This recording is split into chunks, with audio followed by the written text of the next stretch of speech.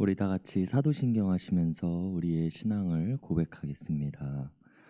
전능하사 천지를 만드신 하나님 아버지를 내가 믿사오며 그 외아들 우리 주 예수 그리스도를 믿사오니 이는 성령으로 잉태하사 동정녀 마리아에게 낳으시고 본디오 빌라도에게 고난을 받으사 십자가에 못 박혀 죽으시고 장사한 지 사흘 만에 죽은 자 가운데서 다시 살아나시며 하늘에 오르사 전능하신 하나님 우편에 앉아 계시다가 저리로서 산 자와 죽은 자를 심판하러 오시리라. 성령을 믿사오며 거룩한 공예와 성도가 서로 교통하는 것과 죄를 사하여 주시는 것과 몸이 다시 사는 것과 영원히 사는 것을 믿사옵나이다. 아멘. 우리 다 같이 찬송가 199장 나의 사랑하는 책 다 같이 부르시겠습니다. 찬송가 199장 통합 찬송가 234장입니다.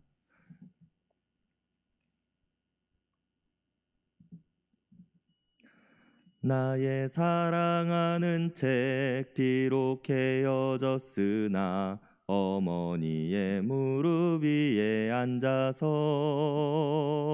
재미있게 듣던 말 그때 일을 지금도 내가 잊지 않고 기억합니다. 귀하고 귀하다 우리 어머니가 들려주시던 재미있게 듣던 말 이 책 중에 있으니 이 성경 심히 사랑합니다. 옛날 용맹스럽던 다니엘의 경험과 유대 임금 다윗 왕의 역사와 주의 선지 엘리야 바람 타고 하늘에 올라가던 일을 기억합니다. 귀하고 귀하다 우리 어머니가 들려주시던 재미있게 듣던 말 이 책 중에 있으니 이 성경 심히 사랑합니다. 예수 세상 계실 때 많은 고난 당하고 십자가에 달려 죽임 당한 일 어머니가 읽으며 눈물 많이 흘린 것 지금까지 내가 기억합니다. 귀하고 귀하다 우리 어머니가 들려주시던 재미있게 듣던 말 이 책 중에 있으니 이 성경 심히 사랑합니다.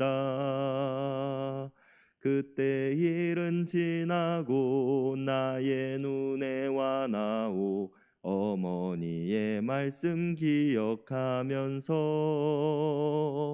나도 시시때때로 성경 말씀 읽으며 주의 뜻을 따라 살려 합니다. 귀하고 귀하다 우리 어머니가 들려주시던 재미있게 듣던 말 이 책 중에 있으니 이 성경 심히 사랑합니다. 아멘. 오늘 우리에게 주시는 하나님의 말씀은 예레미야 37장 1절에서 10절까지의 말씀입니다. 예레미야 37장 1절에서 10절까지의 말씀입니다.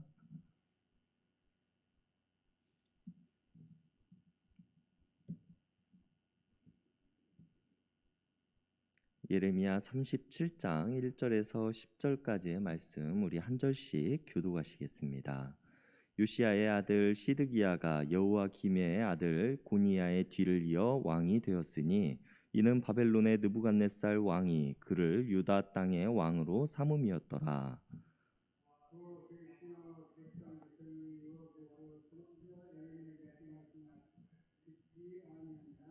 시드기야 왕이 셀레메아의 아들 여우갈과 마아세야의 아들 제사장 스바냐를 선지자 예레미야에게 보내 청하되 너는 우리를 위하여 우리 하나님 여호와께 기도하라 하였으니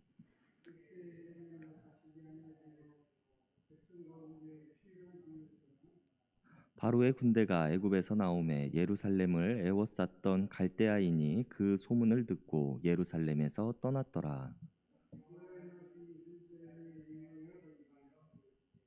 이스라엘의 하나님 여호와께서 이와 같이 말씀하시니라. 너희를 보내어 내게 구하게 한 유다의 왕에게 아뢰라. 너희를 도우려고 나왔던 바로의 군대는 자기 땅 애굽으로 돌아가겠고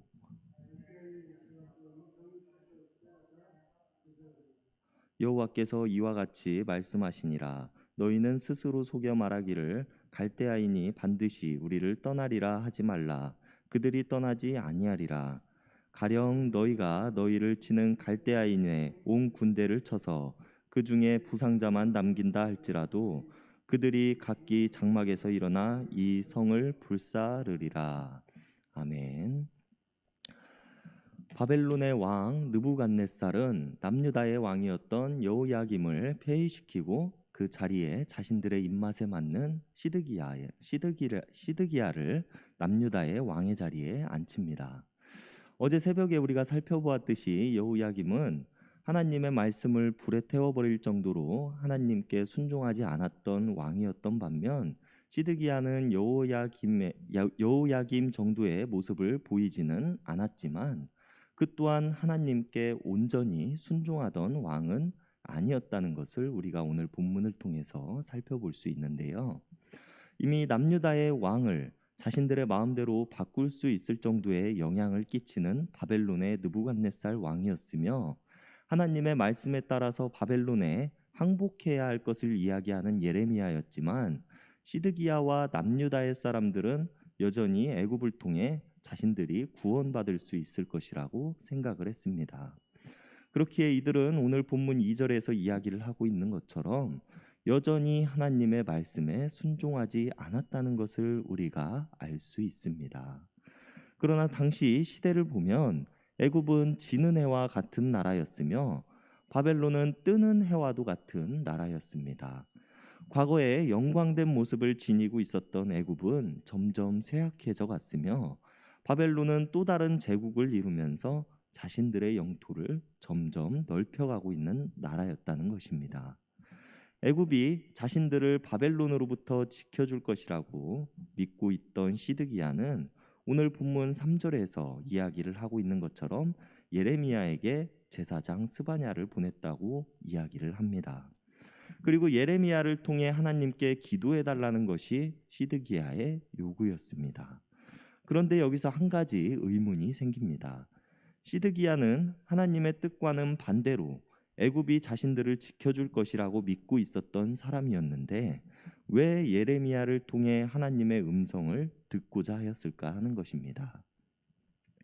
하나님의 말씀에 순종하지는 않았지만 그럼에도 불구하고 시드기야는 예레미야에게 사람을 보내 우리의 하나님께 기도를 해달라고 이야기를 하고 있습니다. 여기서 우리는 시드기야의 문제점을 발견할 수 있습니다. 그가 예레미야를 통해 하나님의 음성을 듣고자 하기는 하였지만 그가 예레미야를 통해 듣고 싶었던 하나님의 말씀은 이미 정해져 있었다는 것입니다. 자신과 유다의 사람들은 이미 바벨론에 항복하라고 이야기를 하시는 하나님의 말씀에 순종하지 않은 채 애굽을 선택하였고 이런 자신들의 선택을 바꾸고 싶지는 않았기에 하나님께서 선택을 바꾸시고 자신들이 생각하고 있는 애굽을 선택해 주실 것이라는 대답을 원한 채 예레미야를 찾아갔다는 것입니다. 그는 자신이 생각하고 있는 것에 대한 대답을 듣기 위해 하나님을 찾았을 뿐이지 하나님께서 원하시는 대답에 그가 응답하기 위해서 하나님을 찾지 않았다는 것을 우리가 알 수 있습니다. 그런데 이런 시드기야의 소망이 이루어진 것인지 5절의 말씀을 보면 애굽은 남유다를 지키기 위해 군대를 보냈다고 이야기를 합니다. 그리고 남유다를 정복하기 위해 자신들의 코앞까지 와 있던 바벨론의 군대는 애굽을 대항하기 위해 떠납니다. 이런 상황에서 시드기야는 마치 하나님께서 자신의 기도를 들어주셨다고 생각했을지도 모르겠습니다. 상황이 시드기야와 유다의 사람들이 원하는 모습으로 흘러갔기 때문인데요. 그러나 이런 시드기야와 유다의 사람들에게 예레미야를 통해 하나님께서는 말씀하십니다. 7절과 8절의 말씀인데요. 제가 읽어드리도록 하겠습니다. 너희를 도우려고 출동한 바로의 군대는 제 나라 이집트로 돌아갈 것이다. 그러나 바벨로니아 군대는 다시 와서 이 도성을 공격하여 점령하고 불질러 버릴 것이다. 하나님께서는 바벨론이 애굽을 격파하고 다시 유다의 땅으로 와 유다를 멸망시키실 것이라고 이야기를 하십니다. 하나님께서 정하신 뜻이 변하지 않았음에 대해서 이야기를 하시는 것입니다. 분명 지금 애굽은 군대를 내어서 바벨론과 전쟁을 하려는 순간이었으며 애굽이 지금까지 보여주었던 국력을 생각한다면 바벨론을 무찌를 수 있을 듯한 모습을 보여주고 있음에도 불구하고 하나님께서는 이런 시드기야와 유다의 사람들의 소망과는 전혀 다른 이야기를 하고 계신다는 것입니다. 그리고 이런 하나님은 너희 자신들을 속이지 말라고 말씀하십니다. 너희들 스스로가 하나님의 뜻이 아닌 스스로의 생각대로 모든 것들이 흘러갈 것이라고 자신들 스스로를 속이고 있는 시드기야와 유다의 사람들에게 하나님께서 정하신 일에는 변함이 없으실 것에 대해서 이야기를 하고 있는 것입니다. 이 속이다라는 말은 스스로를 속인다는 의미를 가지고 있기도 하며 잘못된 길로 인도한다는 의미를 가지고 있기도 한 단어입니다. 시드기야와 유다의 사람들은 자신들이 바로 가야 할 길을 알지 못한 채 하나님께만 구원이 있음을 알매도 불구하고 지금 당장 눈에 보이는 것에 속아 스스로를 속이고 스스로를 잘못된 길로 인도하고 있다는 것입니다. 그리고 10절의 말씀을 통해서 혹시나 너희가 애굽을 무찌르고 온 바벨론에 대항해서 그들을 무찌른다고 하여도 하나님께서 정하신 뜻에 따라 유다는 분명히 멸망하게 될 것이라고 다시 한번 강조를 하십니다. 이들이 자신들의 뜻대로 무언가를 이루었다고 생각이 든다고 하여도 그것이 하나님의 뜻이 아니라면 결국은 하나님께서 의도하신 대로 이루어질 것에 대해서 이야기를 하고 있는 것입니다. 그리고 우리들의 삶 또한 비슷한 모습일지도 모르겠습니다. 우리는 이미 스스로 답을 정해놓고 그 답을 하나님께서 이루어 주실 것에 대해서 기도하고 있는 모습일지도 모릅니다. 내가 원하는 길, 내가 원하는 모습의 결과를 우리는 이미 정해놓고 하나님의 뜻이 어떠한 것인지에 대해서는 생각하지 않은 채 하나님께 엎드려 나의 이야기만 계속해서 하고 있지는 않는지요. 우리는 하나님께 기도할 때에 듣는 귀를 달라는 기도를 합니다. 하나님의 말씀을 듣고 주변의 이야기를 들을 수 있는 자가 되게 해달라고 이야기를 하면서도 우리는 우리들에게 이야기하시는 하나님의 말씀에 귀 기울이지 않으며 주변의 이야기들에 대해서 귀 기울이지 않는 모습으로 살아가고 있지는 않는지 돌아볼 수 있는 시간이 되었으면 좋겠습니다. 그리고 우리는 나의 말만 하는 기도의 모습을 넘어서 하나님의 뜻을 구하는 자들이 되어야 할 것입니다. 나를 인도하시는 하나님, 나를 도우시는 하나님을 우리는 믿고 신뢰하며 살아가야 할 것입니다.